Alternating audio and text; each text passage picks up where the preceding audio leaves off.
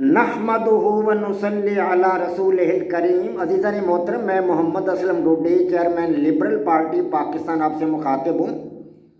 اور آپ دیکھ رہے ہیں liberal party Pakistan YouTube channel. پیش خدمت ہے پروگرام فہم قرآن۔ عزیزان محترم، آپ کو پتہ ہے کہ اس پروگرام کے تحت آپ حضرات کے سامنے قرآن پاک کی تفسیر بیان کی جاتی ہے اور قرآن پاک کی تفسیر کے حوالہ ہی سے آپ کے سامنے ان دنوں اعوذ باللہ من الشیطان الرجیم کی تفسیر رکھی جا رہی ہے، اور اسی اعوذ باللہ من الشیطان الرجیم کی تفسیر کے حوالہ ہی سے اللہ تبارک و تعالیٰ کے صفاتی ناموں کا مطلب اور مفہوم آپ حضرات کے سامنے بیان کر رہا ہوں۔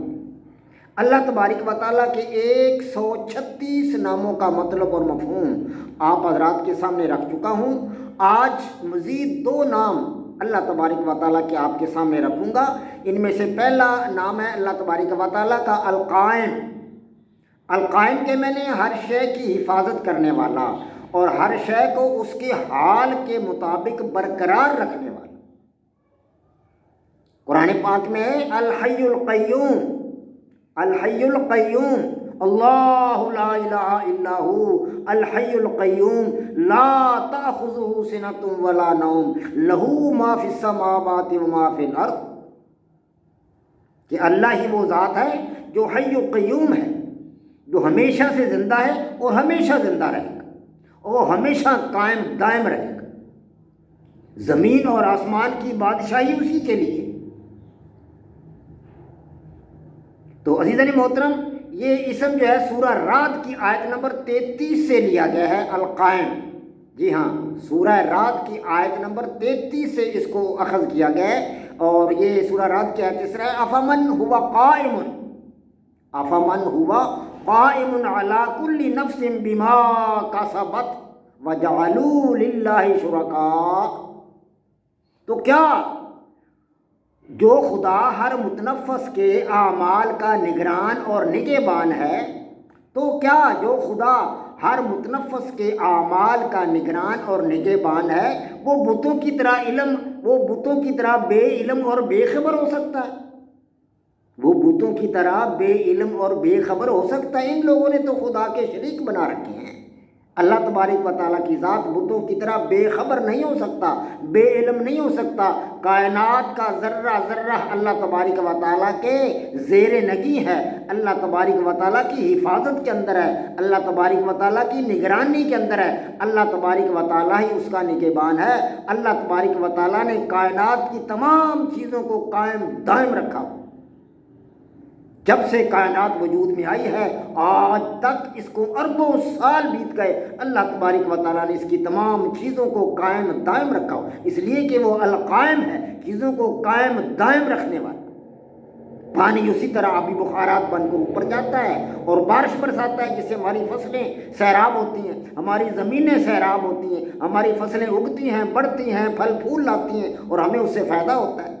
لیکن جب انسان سرکش ہو جاتا ہے، اللہ تبارک و تعالیٰ کے احکامات کی حکم عدولی کرنے لگتا ہے، تو پھر اللہ تبارک و تعالیٰ انہی چیزوں کو جن کو اللہ تبارک و تعالیٰ نے قائم کیا ہوا ہے، جو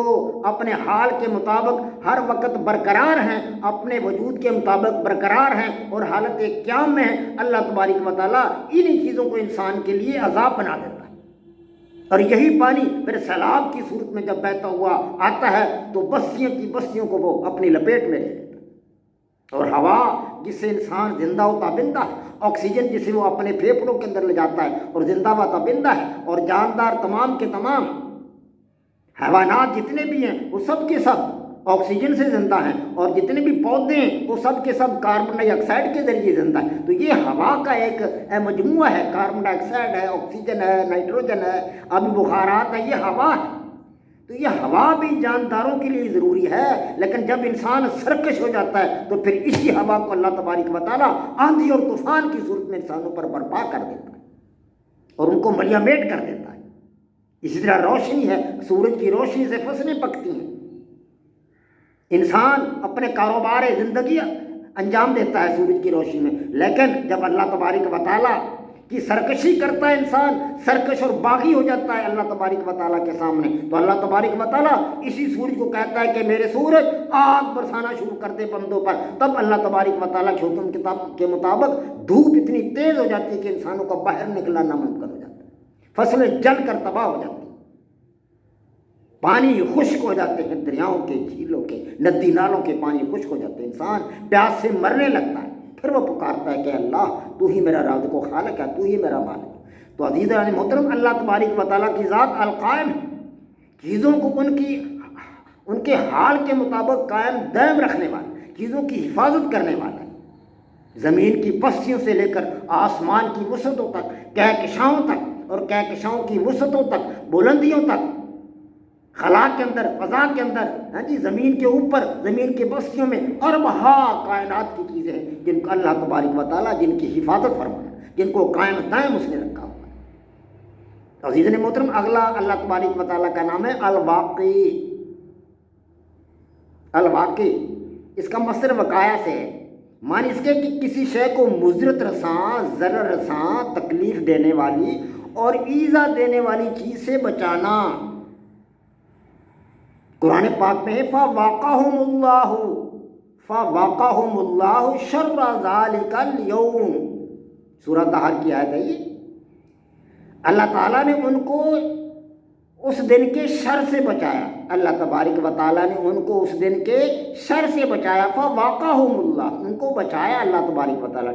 اگلی آیت ہے مَا لَهُم مِّنَ اللَّهِ وَاقٍ، مَا لَهُم مِّنَ اللَّهِ وَاقٍ، ان کا بچانے والا اللہ کے سوا کوئی نہیں، ان کو بچانے والا اللہ کے سوا کوئی نہیں۔ تو اللہ تبارک و تعالیٰ کی ذات ہی مضرت رساں چیزوں سے، ضرر رساں چیزوں سے، تکلیف دینے والی چیزوں سے اور ایذا دینے والی چیزوں سے اپنے بندوں کو محفوظ رکھتا ہے، دوسری چیزوں کو محفوظ رکھتا ہے۔ اور اللہ تبارک و تعالیٰ کی ذات واقعی ہے، واقعی ہے، الف لام واو الف بڑا کاف اور یہ الواقعی، عین نہیں ہے اس کے بیچ میں، الواقعی۔ تو اللہ واقعی ہے اور وہی ہم کو شر و عذاب سے بچانے والا ہے۔ اللہ تبارک و تعالیٰ اپنے بندوں کو ہی اپنے عذاب سے بچانے والا ہے، ورنہ اس نے جو لوگ باغی ہیں، جو لوگ شیطان کے ساتھی، اس نے اپنے عذاب ان لوگوں کے لیے تیار کر رکھے، لیکن اس عذاب سے اللہ تبارک و تعالیٰ کا جو نام لیتے ہیں، اللہ تبارک و تعالیٰ کو جو ذکر کرتے ہیں، اللہ تبارک و تعالیٰ کے احکام کی پابندی کرتے ہیں، اللہ تبارک و تعالیٰ ان کو اس عذاب سے بچا لیتا ہے۔ اللہ تبارک و تعالیٰ نے ہم پر ساری باتیں واضح کر دی ہیں، ہمیں بتا دیا ہے کہ نیکی ہے اور بدی یہ ہے، اس کے باوجود اگر ہم غلط راستے کو اختیار کریں گے تو اللہ تبارک و تعالیٰ کی ذات ہمیں معاف نہیں کرے گا، وہ ہمیں نہیں بچائے گا، وہ ہمیں بچائے گا اگر ہم اللہ تبارک و تعالیٰ کے احکامات کے مطابق اپنی زندگی گزاریں گے۔ اس نے ہم پر واضح کر دیا ہے فَأَلْهَمَهَا فُجُورَهَا وَتَقْوَاهَا، فَأَلْهَمَهَا اس نے الہام کر دی ہے یہ بات، اس نے ہمارے دلوں میں یہ بات ڈال دی ہے فُجُورَهَا وَتَقْوَاهَا کہ گناہ کیا ہے اور نیکی کیا ہے، ہمیں پتہ ہے، الہام کر دی گئی ہے ہمارے سینے کے اندر یہ بات کہ یہ نیکی ہے اور یہ بدی ہے، یہ اچھائی ہے اور یہ برائی ہے، ہمیں پتہ ہے۔ اس کے باوجود اگر ہم برائی کریں گے تو ظاہر اللہ تبارک و تعالیٰ کا عذاب ہم پر آئے گا۔ ہاں، قرآن پاک نے فرمایا قد افلح من زکاها فألهمها فجورها وتقواها، قد افلح من زکاها، جو اپنے نفس کی اصلاح کر لے گا وہ کامیاب ہو جائے گا، وقد خاب من دساها، اور جس نے اس کو خاک میں ملا دیا وہ برباد ہو جائے گا، ناکام ہو جائے گا، تباہ و برباد ہو جائے گا۔ تو اللہ تبارک و تعالیٰ نے ہر چیز ہم پر واضح فرما دی ہے، اس کے باوجود اگر ہم اپنے آپ کو اللہ تبارک و تعالیٰ کی بندگی میں نہ دیں، اللہ تبارک و تعالیٰ کی فرما برداری میں نہ دیں، اللہ تبارک و تعالیٰ کی اطاعت گزاری میں نہ دیں، تو پھر ہم کہاں سے بچ سکیں گے؟ پھر ہم بچ نہیں سکیں گے۔ ہاں جی، اللہ تبارک و تعالیٰ کا عذاب ہم پر مسلط ہو کر رہے گا اگر ہم اللہ کی فرما برداری کریں گے، اللہ کی اطاعت گزاری کریں گے، تو اللہ تبارک و تعالیٰ کی بے بہا نعمتوں سے ہم اللہ تبارک و تعالیٰ ہمیں سرفراز فرمائے گا۔ وما علینا الا البلاغ۔ پاک فوج زندہ باد، پاکستان پائندہ باد۔